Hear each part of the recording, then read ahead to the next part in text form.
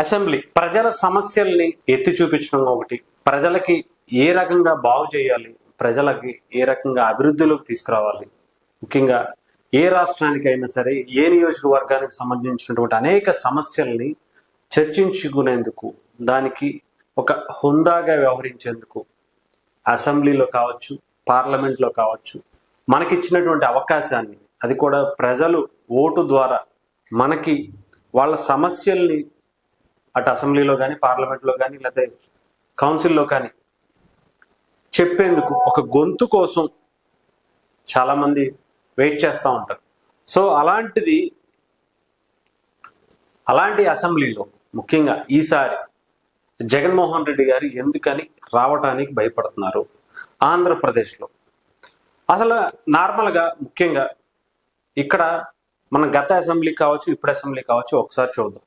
ముఖ్యంగా అంటే ఒక పక్క తెలంగాణ అసెంబ్లీ చాలా అద్భుతంగా వర్క్ చేస్తుంటే, అధికార పార్టీ ప్రతిపక్ష పార్టీ రెండు కూడా చాలా అద్భుతమైనటువంటి ఒక వేదికను యూజ్ చేసుకుని, మేము మా అధికారంలో ఉన్నప్పుడు మేము ఇలా చేసాం, మేము ఇలాంటి అద్భుతమైనటువంటి పథకాలను తీసుకొచ్చాం, మీరేం చేశారు, ఉచిత బస్సు అన్నారు కదా, లేదంటే ఇంకొకటి అన్నారు కదా, ఇవి ఎప్పుడు నెరవేరుస్తారు, లేదంటే రుణమాఫీ అన్నారు కదా, దీనికి సంబంధించి ఏంటి, లేదంటే మేడిగడ్డ ప్రాజెక్ట్ని పడిపోతుంది అన్నారు కదా, దీని పరిస్థితి ఏంటి అని చెప్పుకుంటూ ఒక పక్క అధికార పార్టీని ఇబ్బంది పెడుతుంటే, అధికార పార్టీకి సంబంధించి వాళ్ళు కూడా ధీటైన జవాబులు ఇస్తూ మీరు చేసింది ఏంటి, మీరు ఏమి చేయలేదనే కదా, మీ అహంకారపూరితమైనటువంటి ఏదైతే వాతావరణం మీరు చూపించారో, ప్రజల మీద రుద్దారో, అందుకే మిమ్మల్ని కూర్చోబెట్టారు, మేము ఇలా ఎంతకన్నా అద్భుతం చేస్తాం, మేము ఎంతకన్నా ఎక్కువగా మెరుగైన అభివృద్ధి చేసి చూపిస్తామని చెప్పి కాంగ్రెస్ గవర్నమెంట్ చెప్తుంది.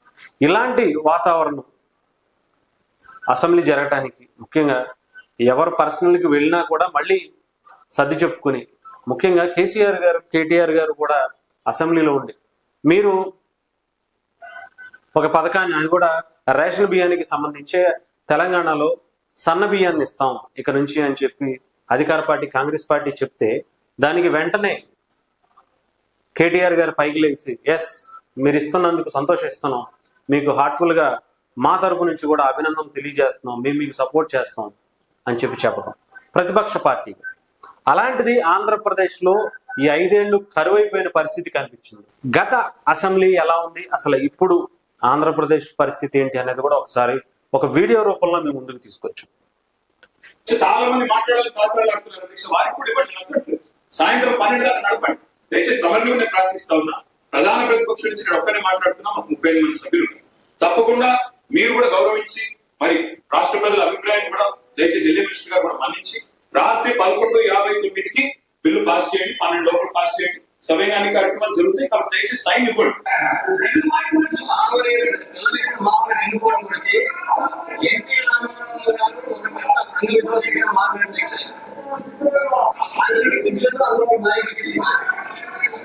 అంటే ఇక్కడికి తేడా చూడండి. తెలంగాణ అసెంబ్లీకి గతంలో జరిగినటువంటి ఆంధ్రప్రదేశ్ అసెంబ్లీ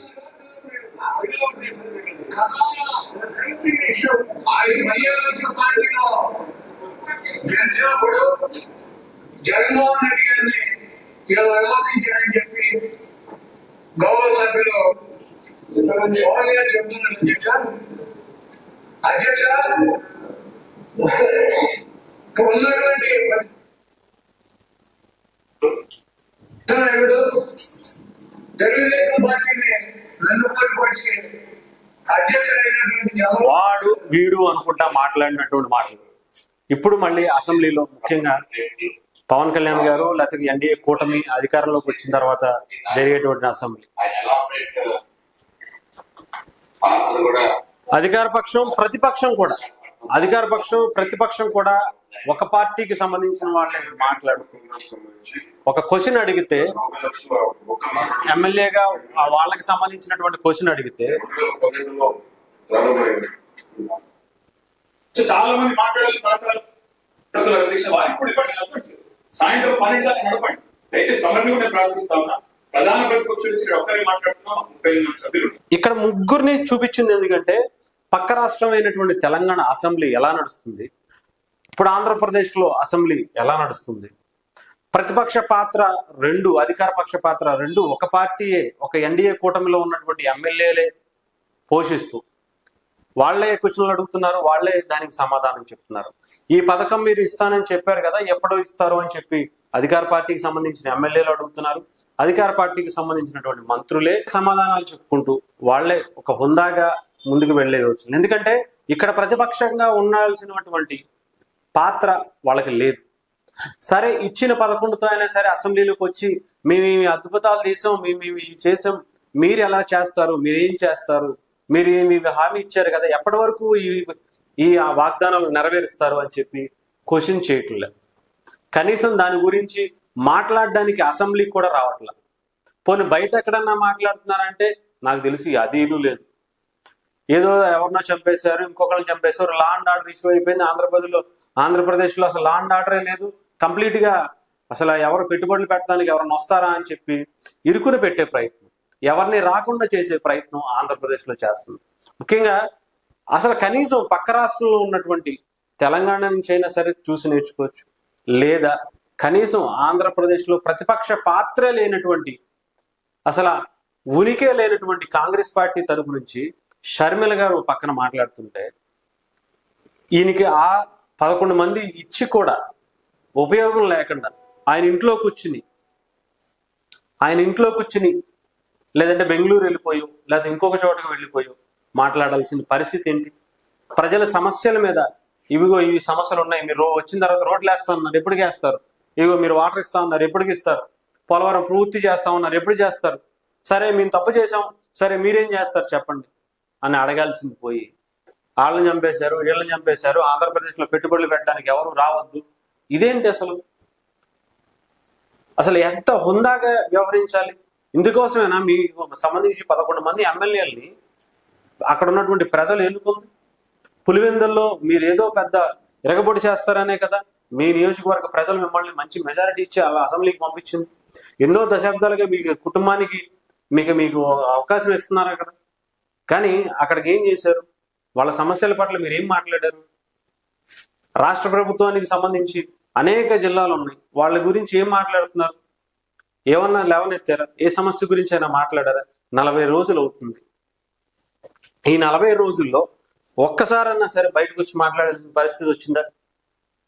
ఎందుకని రాలేకపోతున్నారు? అంటే ఒకసారి సీఎం సీట్ చూస్తే ఆ తర్వాత మళ్ళీ అదే కావాలి అనుకోవటం ఏంటి? ఇది దేనికి నిదర్శనం? అంటే కంప్లీట్గా ఇంకా అసెంబ్లీకి రాకూడదని నిర్ణయించుకున్నారా? లేదంటే ఇంకా అసెంబ్లీకి మనం అవసరం లేదు అని చెప్పేసి కంప్లీట్గా క్లోజ్ చేసే యోచనలో వైసీపీ ఏమన్నా ఉందా? కంప్లీట్గా పోటీ చేయకూడదని నిర్ణయించుకున్నారా? మీ రాజకీయ భవిష్యత్తుని వైసీపీ చేతులారా వాళ్లే నాశనం చేసుకుంటున్నటువంటి పరిస్థితి అయితే కనిపిస్తుంది. ఎందుకంటే ప్రజలు నమ్మే పరిస్థితి లేదు, ఆల్రెడీ నమ్మలేదు కాబట్టే వాళ్ళు ఎన్నో అద్భుతాలు చేసేసాం, పథకాలు ఇచ్చేసాం, నవరత్నాలు ఇచ్చేసాం అని చెప్పినా కూడా ప్రజలు నమ్మలేదు కాబట్టి 11 సీట్లు ప్రతిపక్ష పాత్రకు కూడా మీరు అవసరం లేదు అని చెప్పి ఒక మంచి తీర్పు ఇచ్చి కూర్చోబెట్టారు.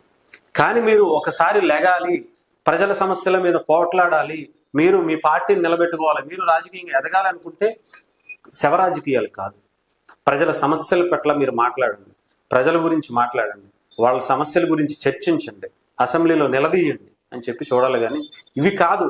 జగన్మోహన్ రెడ్డి గారు కనీసం మిగతా అసెంబ్లీలో కేటీఆర్ గారు కానీ ఒక్కసారిగా 10 ఏళ్ల పాటు అధికారాన్ని చూసి అద్భుతమైనటువంటి పరిపాలన ఇచ్చి ఒక్కసారిగా ఇంట్లో కూర్చుంటే వాళ్ళ పరిస్థితి ఎక్కడా కూడా భయపడకుండా, బెదురు లేకుండా అసెంబ్లీకి వచ్చి వాళ్ళు మాట్లాడుతున్న తీరుని అయినా సరే చూసి కాస్తైనా బుద్ధి తెచ్చుకోండి అని చెప్పి అనిపిస్తుంది.